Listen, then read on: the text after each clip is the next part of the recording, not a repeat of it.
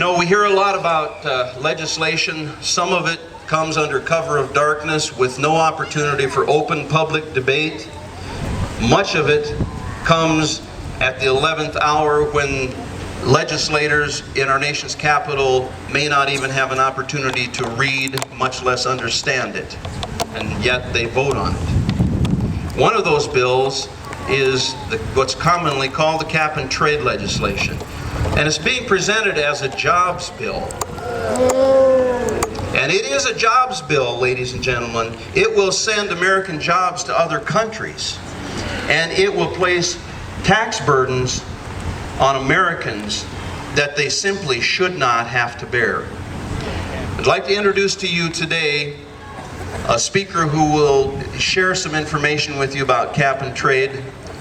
My friend and someone who's worked very diligently in Citizens for Liberty to move the American agenda forward, Barb Lindberg. Are you ready to get involved? Yeah! I said, are you really ready to get involved? Yeah! Okay, then I'd like to see a show of hands this morning that would really commit that you are going to get involved. Raise your right hand this morning. Yeah. Now I want you to look around this place. Right hand, I guess. I want you to look around. That was my other left hand. I want you to look around this morning to somebody and say, I see that hand. We hear a lot about accountability today, but I'm here to tell you this morning that not many people are accountable, and especially the administration that is ruling our country today.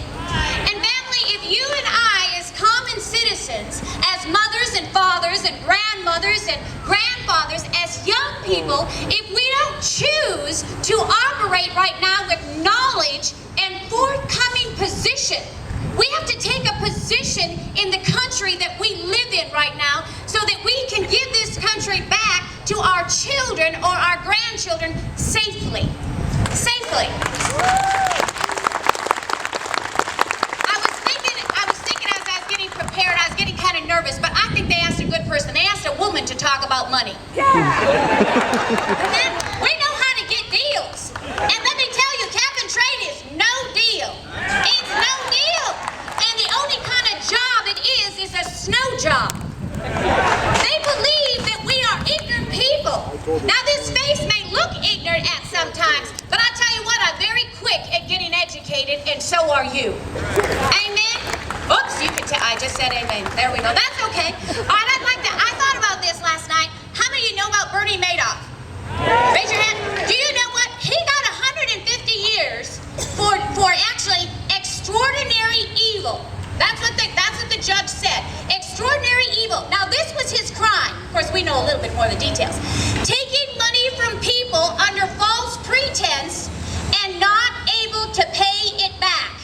Sound familiar? I wonder how many years they're going to give to this administration. Think about that. Cap and trade is a dangerous, dangerous bill that we must stop. We must stop. It's not an option. We must stop it. Now, I did a little background on it because I thought, you know, cap and trade, that sounds like cap and trade. So what really is it? I was ignorant. They say that knowledge will literally govern and control ignorance.